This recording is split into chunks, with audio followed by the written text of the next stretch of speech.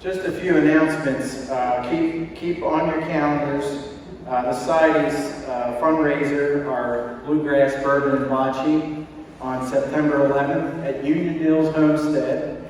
We're going to hear a little bit more about Union Mills next month with Sam Riley. Keep that in mind. Our next BLT, Sam Riley, Tale of 10 Tanneries. My understanding he's going to start a little bit talking about Union Mills, but he's going to expand out and speak about the history of tanneries throughout Carroll County. Also, walking tour of St. John's Cemetery on September 17th. Mark your calendars for that. We want to acknowledge our BLT sponsors for August, Mel and Linda Mills, Dean and Judith Schultz, and Lynn Spencer. Are they in the room? Is Lynn here or Dean? Oh, hi. Thank you for your sponsorship and support of our BLTs. When you receive a membership letter, there's an option. If you see a speaker that you'd like to underwrite or support, you can select sponsoring a BLT talk. And I'm going to introduce Larry at this point. Larry, you're ready to go? I'm going to introduce you, okay?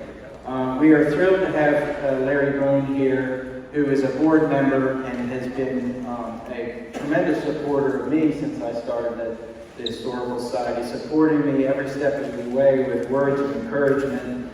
And I'm so happy that Larry has offered to give a talk today. Larry is a lifelong native of Carroll County. He graduated from Westminster High School and the University of Maryland College Park with a BS in psychology.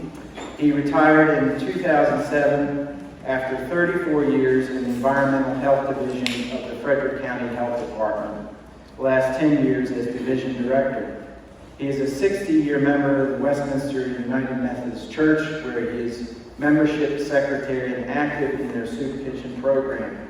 Other volunteer activities include serving on the boards of the Historical Society and the Shepherd staff, and working weekly at the Carroll County Food Sunday. He and his wife Ronnie reside in Woodbine. And can we please give Larry a warm round of applause?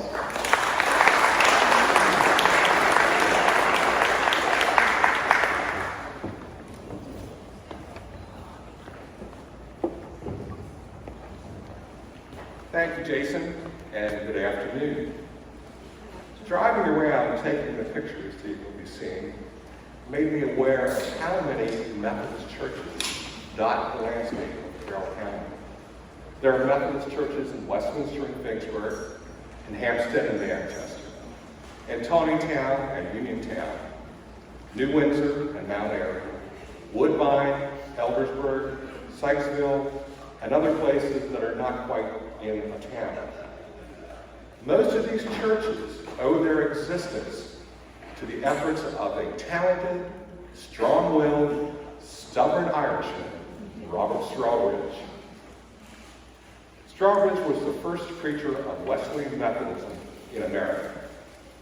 And because he began planting the seeds of Methodism around Sam's Creek and New Windsor, Carroll County is known as the cradle of Methodism in the United States.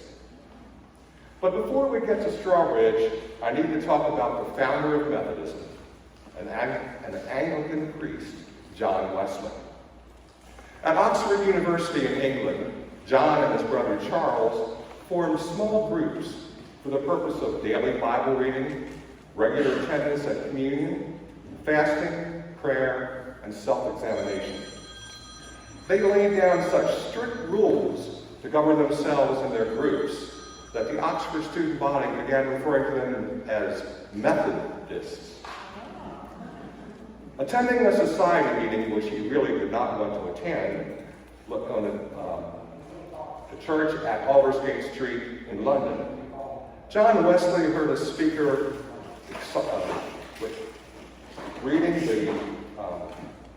reading Martin Luther's preface to the Epistle to the Romans. He felt his heart strangely warmed. Wesley felt that he did trust in Christ and Christ alone, and that his sins had been forgiven. The effect on his preaching was amazing. he proclaimed this truth of salvation through Jesus Christ with new confidence and power. Some of the key doctrines of Wesley Methodism are: all persons, because of sin, need to be saved. Everyone can be saved by faith in the redemptive power of Christ and receive assurance of salvation. Believers should press on toward perfection in love through daily growth in grace. Believers should use the means of grace for spiritual growth, those means being church attendance, communion, and Bible study. Believers should attend weekly class meetings, small group meetings where members hold each other accountable for living a Christian life. It is important to note that John Wesley was not seeking to establish a new denomination. He wanted to create a renewal movement within the Church of England. John Wesley remained an Anglican his entire life. Robert Strawbridge was born in Dunsmouth, Ireland, around 1732. As a man, he was described as being of medium size, dark complexion, black hair, and possessing a sweet voice. Robert was raised an Irish Catholic, but in 1728, he converted to Methodism, and it changed his life. He began to preach in the predominantly Catholic community where he was born, but soon had to move because of persecution from his Catholic neighbors. He moved from county to county in Ireland, preaching Methodism, and was recognized by one writer as a man of more than ordinary usefulness. It was at his last stop in Terrykeeping that he met and married Elizabeth Piper. The Strawbridges emigrated to America sometime around 1760 and landed in Annapolis. From there, they moved to the Sands Creek area, where they rented a two-story house from John England. It wasn't long before Robert was preaching to his neighbors in this house, which was originally a log cabin. On March 8, 1773, Robert purchased the house and 50 acres from Mr. England. Once Robert had established himself as a farmer preacher, he began to expand his ministry through circuit riding, spreading Methodism throughout the entire area. Robert was quite impressive, as evidenced by recorded comments such as, he had a pleasant voice, was a melodious singer, and a great favorite of children, and a marvelous preacher who could preach without a manuscript and pray without a book. Strawbridge was away from home so much, it soon became obvious that his farm would fail without him present to work it. Fortunately, his neighbors were so impressed with Robert's dedication to his purpose that he helped with the plowing and planting of his fields. One of those neighbors was John Evans. One day when Robert was away, Evans attended a Bible study conducted by Elizabeth Piper Strawbridge in her kitchen. He was so moved that he asked Elizabeth if he could kneel there, and he prayed to have Jesus come into his life. John Evans became the first Wesleyan Methodist convert in America, and the credit must go to Elizabeth and not Robert. Robert Strawbridge was a man of many firsts. He was the first preacher of Wesleyan Methodism in America. He organized the first class meeting in America. The class alternated between meeting in the Strawbridge house and the more spacious home of John England. Eventually, the class began meeting at the home of John Evans, 5 miles from the Strawbridge home. In 1897, John Evans' great-great-grandson purchased the house and presented it to the Historical Society of the Baltimore Annual Conference. In 1978, the house was moved to the Strawbridge Shrine, located on Strawbridge Lane off Wilk Road. Strawbridge performed the first Methodist baptism. 5-year-old Henry Maynard.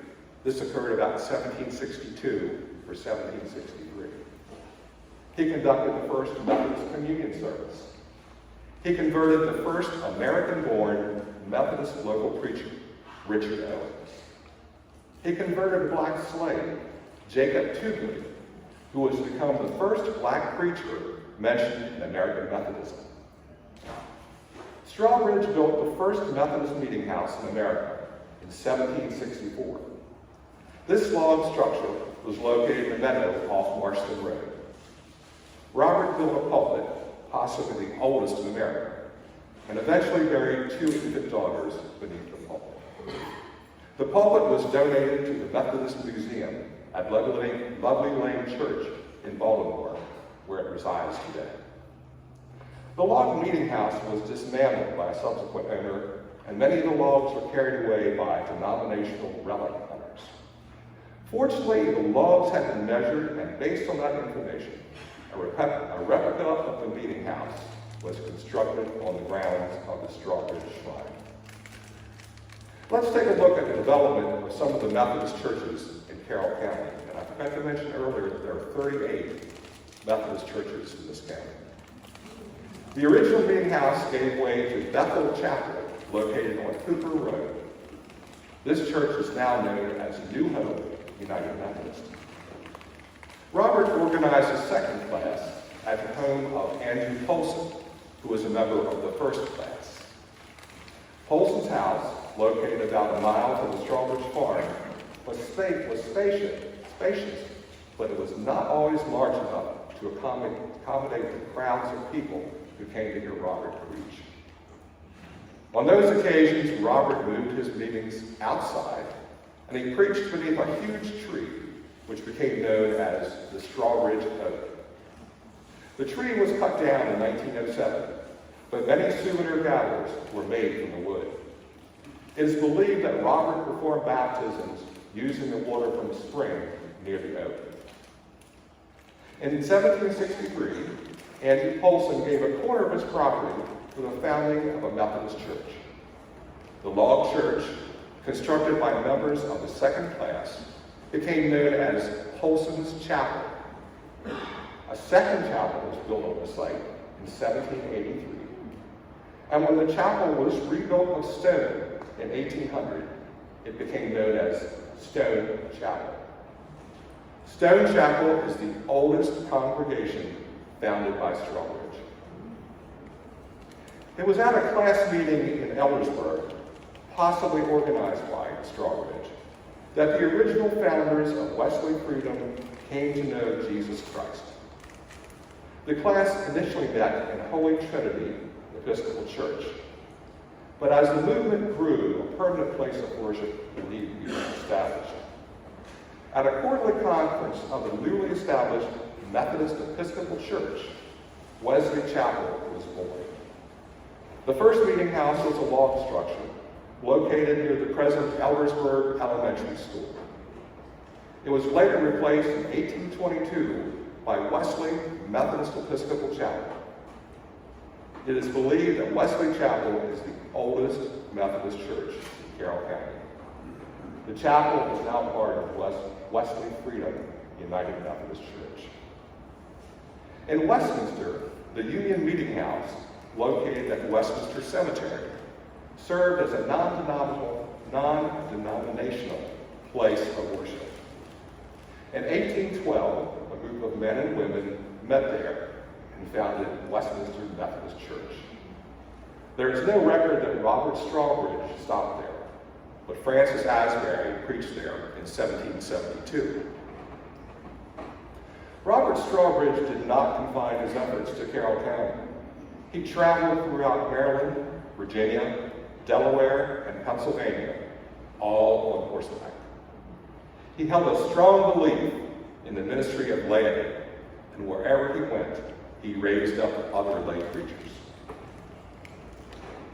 The most renowned Methodist circuit rider was Francis Asbury, who arrived in America in 1771.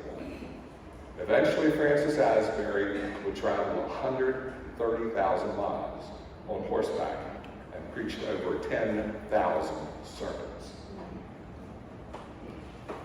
It is interesting to note that by the time that Asbury arrived, Strawbridge had already established 30 preaching stations in Carroll County and elsewhere. Asbury was one of several Methodist missionaries sent by John Wesley, and he and Robert Strawbridge were the key players in what was known as the sacramental controversy. The spread of Methodism in America was a lay movement. None of the missionaries sent by Wesley, nor the pastors raised up by Strawbridge, were ordained. And they were not authorized to administer the sacraments of communion and baptism.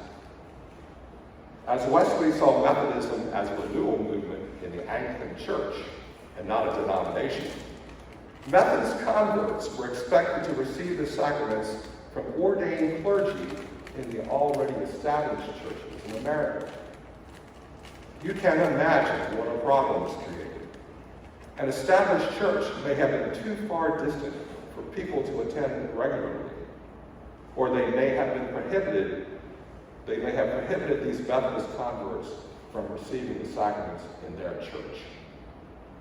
Strawbridge had come out of the Irish Methodist tradition, where lay preachers were allowed to administer the sacraments. He recognized the religious needs of his people, and being a man of prompt, direct action, he administered the sacraments to them. Robert's actions put him directly at odds with Asbury, who insisted on abiding by the rules.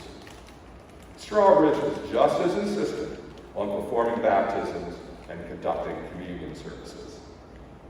In 1773, a conference of Methodist preachers was held in Philadelphia.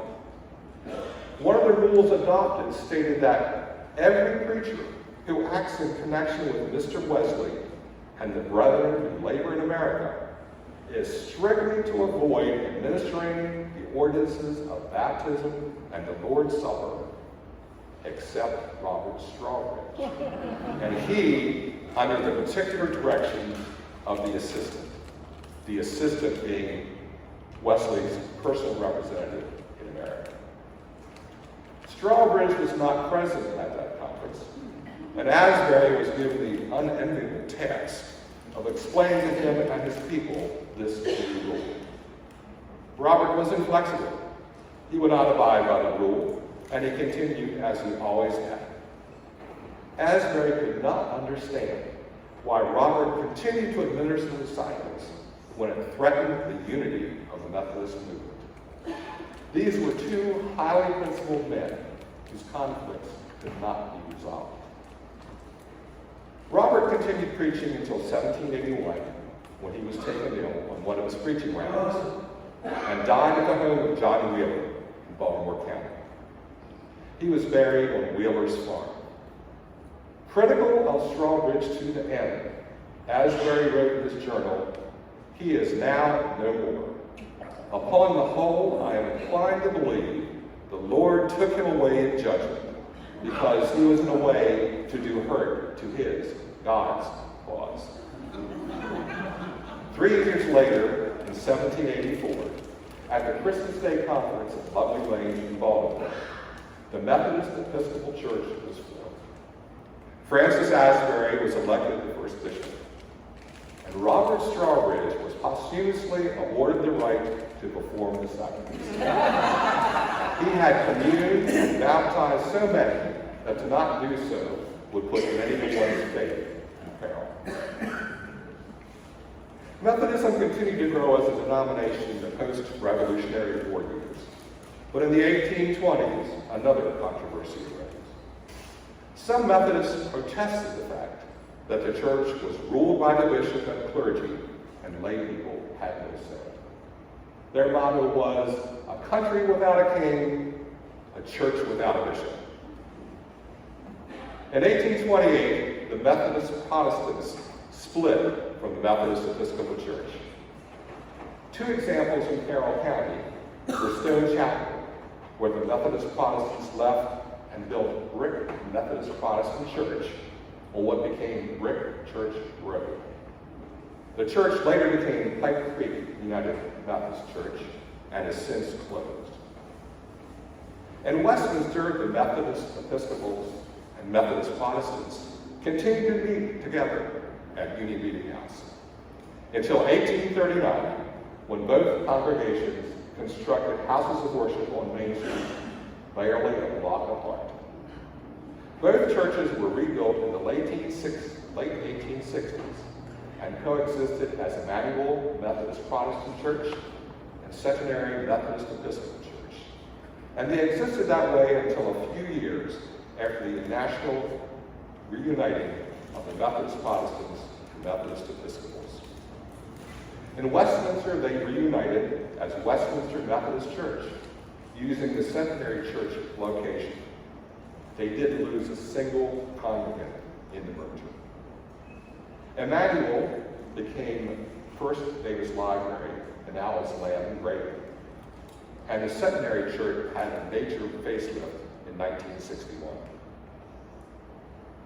Black people have played an important part in Methodist history. Asbury was always deeply interested in bringing the gospel to the black population. In the North, many of the class meetings were integrated, the log chapel in Sands Creek being but one example. In some northern churches, there were no Negro pews or back seats. Blacks were welcome in common with other members to all the privileges of God's house. Such was not the case in the South, where black slaves were not afforded the same opportunities. The Methodist Episcopal Church had taken a stand against slavery from the beginning of its creation at Lovely Lane. In some northern ME churches, parishioners were warned that they faced expulsion if they bought or sold slaves. Calls for the South to free their slaves were perceived as attacks on the Southern economy, which was reliant on slave labor. After years of considering separation from the ME Church, Southern ME churches left and formed the ME South Church in 1844. At the end of the Civil War, many predominantly black churches were formed. Two in Carroll County are Union Street United Methodist and Strawbridge Methodist Church. In 1866, a group of black Methodists met at Centenary Methodist Episcopal Church in Westminster and formed Union Street Methodist Church. From 1969 to 1985, Union Street Church and Westminster Church were in a parish relationship. During that time, the clergy appointment to Union Street also served as associate pastor at Westminster. Hattie Hill worked as a domestic for Terry Engler, daughter of Joe Smith. Hattie encouraged the Engler family to donate land for church use, and in 1916, Smith Chapel was established. The current church building was completed in 1918, and the church became known as Strawbridge Methodist Episcopal Church. Located at the corner of Route 31 and Wakefield Valley Road, the church is near the Strawbridge Shrine. The cemetery in front of the church was the work of African-American men who worked for Lehigh Cement in Union Bridge. The cement company donated the land. We have traced the history of Methodism, but to complete the story and bring us to modern-day United Methodism, we need to talk about two other men. Philip Otterlein was born in Germany in 1726 to a clergy family. He attended a Reformed seminary and was ordained in 1749. He volunteered for missionary work in America and emigrated to Pennsylvania. In 1767, Philip attended a service where Martin Bohn, a Mennonite, preached. After the service, Philip greeted Bohn with words that became famous in United Brethren tradition, Wir sind Brüder, we are brothers. By 1773, Otterlein was organizing religious classes on the Wesleyan model. In 1774, he organized the Second Evangelical Reformed Church as a splinter group from the German First Evangelical Reformed Church in Bohn. Don't just hate it when your tongue gets swept. On the day that Second Reformed Church was located in Baltimore. On the day that Philip began his pastoral duties in Baltimore, he met Francis Asbury, and they became lifelong friends. In 1798, Philip Audubon called a conference of clergy, and they began the first steps toward forming a new denomination. 2 years later, they took more organizational steps, including the decision to use a translation of the Methodist Book of Discipline. It wasn't until after Audubon's death in 1813 that the organization began calling itself the Church of United Brethren in Christ. The building where Philip Audubon preached is still used for worship, and the congregation is called Old Audubon United Methodist Club Church. It is located close to Oriole Park and Camden Gardens. Two Carroll County United Methodist churches that were originally United Brethren are Messiah United Methodist Church in Tonytown and Bixler's United Methodist Church located between Manchester and Westminster. The second gentleman was Jacob Allwright. Allwright was born in 1759 in Pennsylvania. His parents were German immigrants who had him baptized into the Lutheran Church.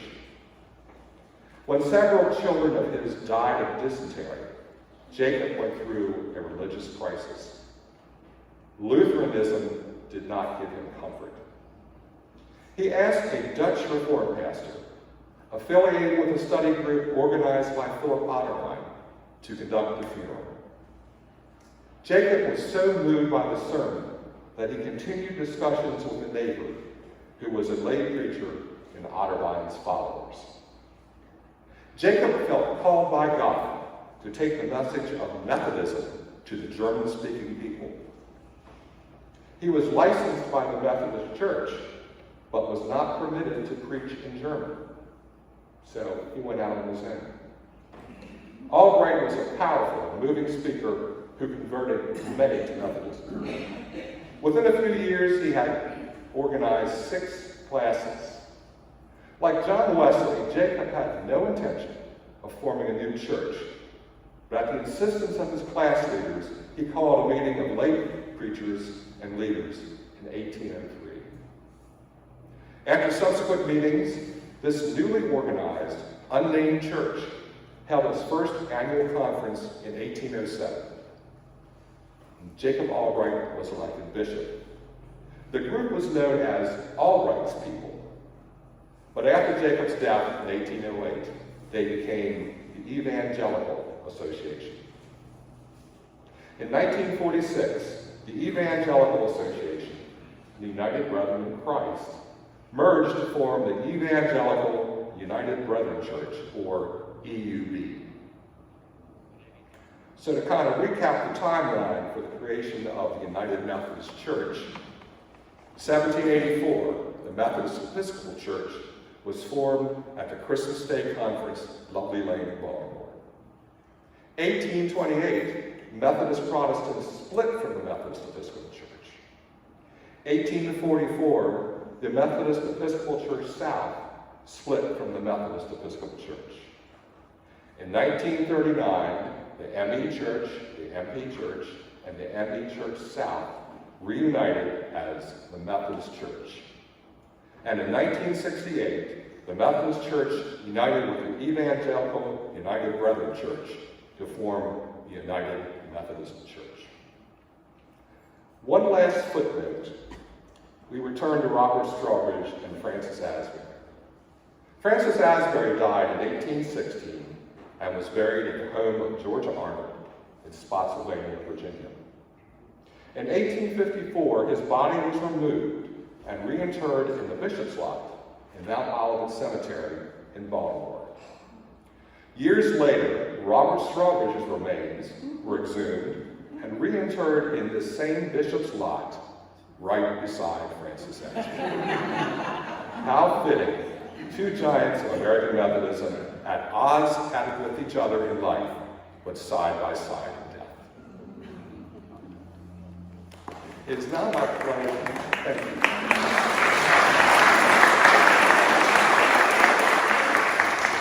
I've talked about the Strawbridge Shrine, and I encourage you to visit it if you have the chance, but it's a pleasure for me to introduce introduce Helen Kemp, who is the curator of the Strawbridge Shrine. I'm just going to talk to you a little bit about what's available there in terms of tours and visits. So, Helen. Hey Larry, can we just do a couple questions real quick? Oh, sure. And then if you could repeat the question into the microphone for folks. Oh, sure. Do we have Any questions? Larry? Larry, the early scriptures, do we know if they were German or English, and what version of the scriptures did they use? Do you know? Jacob Albright and Philip Otterbein preached in German. They were German-speaking congregations. How about the scriptures? Do you know what they I would assume, I don't know the answer very often, but my assumption is that the scriptures were probably in German.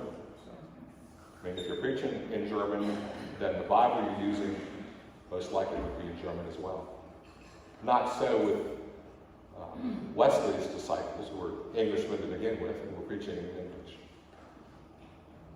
I didn't repeat. Did you hear his question? He wanted to know what scriptures or what Bible the German-speaking people used, and I said it was probably a German Bible.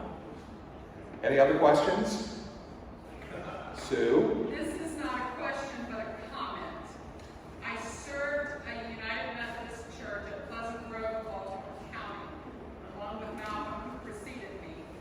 And there was a German Bible in the pastor's office, and there was a notation in there that they read the gospel from the German Bible up through World War I. And that was an English-speaking congregation with German roots, but still Methodist.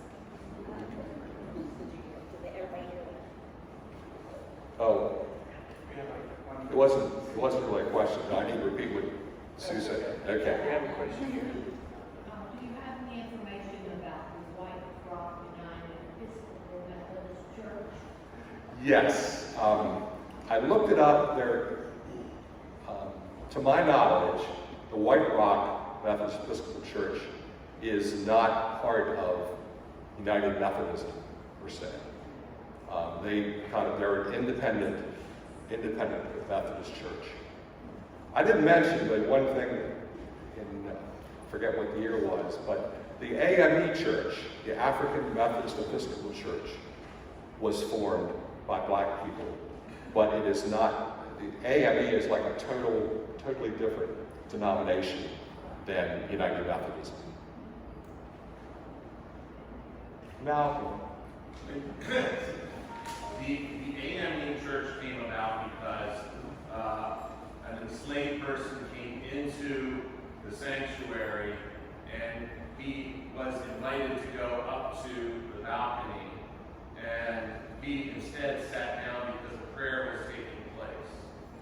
And so at the end of that time, there was wrestling going on during the prayer, and then he was actually the beginning of the new AME denomination, which began, I believe, in Philadelphia. So that was began as African American congregations out of the Methodist Episcopal Church that split out because that, and only until the last 2 decades has the United Methodist Church and the AME, AMEZ, and the CME have reconciled after the United Methodist Church asked forgiveness for the things that they did that caused the original split. The man's name that he's referring to is Richard Allen, and yes, he established the African Methodist Episcopal Church in Philadelphia in 1787. And then there's the African Methodist Episcopal Zion, and that was established in New York about the same time. Was everybody able to hear what the 2 pastors in my church were saying? Okay. I have to say, before I bring Helen up, I must say that it has been fascinating. I'm a lifelong Methodist, and my parents before me, and my grandparents before them. So Methodism has been important in our lives. And there's so many fascinating stories about Methodist churches that I couldn't just cover them all. I tried to focus on the ones that were the oldest in the county, the ones that Strawbridge had some direct relationship to. So, but it's been, I've loved doing this. So, without further ado, Helen, would you like to come up? No, we'll come. Are any other questions? Okay.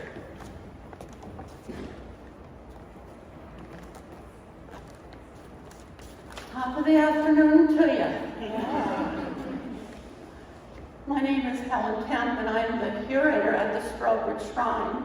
And I would really like to stop right here and say, Larry, that was a very interesting talk. Even to myself, I've been curator for 9 years, and it's taken me all of 9 years to know what I did during a tour. So thank you for adding in yet more information that I did not have.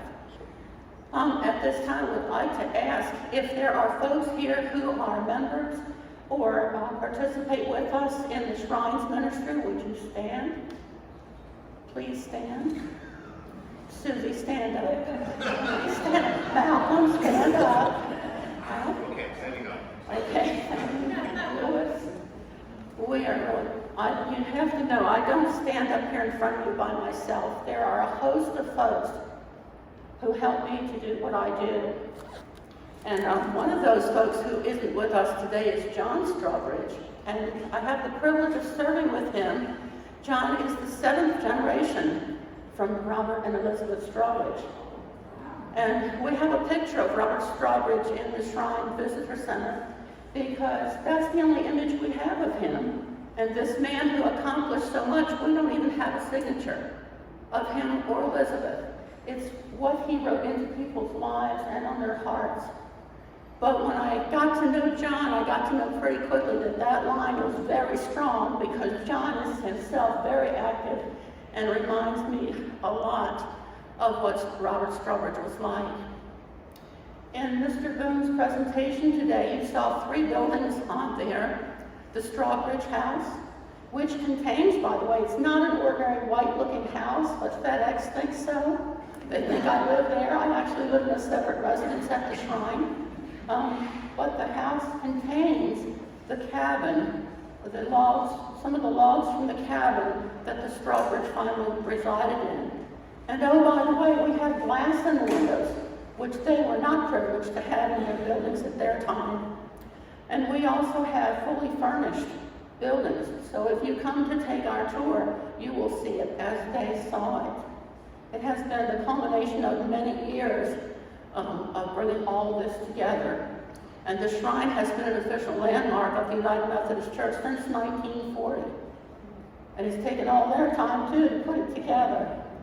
On your table before you is a brochure about the Shrine. And inside, you will find a way to connect with me and with us. StrawbridgeShrine.org is on the internet, and it's worth looking at. You'll enjoy it very much. Also, you will find a phone number there. If you wanted to schedule a tour with us, you can do that, or we take drop-ins too. And we see a lot of folks come into the Shrine daily. And as a matter of fact, we're one of the only places that I can think of that the COVID did us a favor. We saw a lot of people before COVID happened, and of course, like everybody, we were closed down for nearly 2 years. We just had the biggest colonial day that we have ever had. 200 to 250 guests came to visit us that day. But I have seen more people come for more reasons since COVID happened than what was before. And that has been quite remarkable. Just one story I'll share, and I won't take all our time, I promise that. We had a fire alarm go off in the middle of the night, 2 o'clock in the morning with the rain, and we had fire trucks down at the Evans house with an alert. And we checked it out, and it's fine. And then my husband said, there's somebody parked down the lane. So he took a walk down to see what was going on. There was a lady in her car in the dark, and the first thing she said was, I didn't cause the fire. I said, there is no fire, it's okay, don't worry, okay?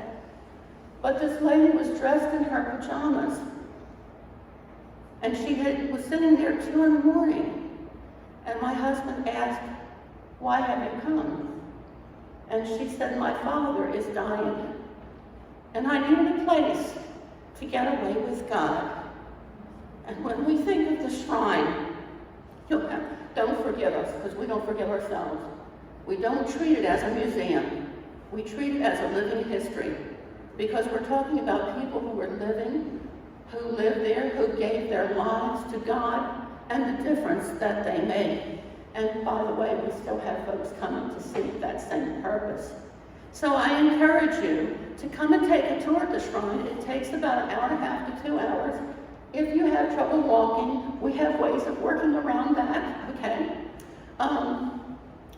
Let's see, we do not charge for our tours. If you choose to give us a donation for the shrine, we really appreciate that. It always helps us out, and we're faithful with what we are given. So I encourage you not to be shy, but to come out. I may not be dressed like this the day you see me, but we would love to have you come and tell you the whole story, all about what happened at this special place. And again, I thank Larry. I thank you all for having us today. And hey, Jason, it's good to see you too. The Historical Society is a partner with us. We belong to the historical partnership called Celebrating America here in Carroll County, and we cover all the different historical areas together. And so that has been a mighty blessing for us. And I think I better hush now.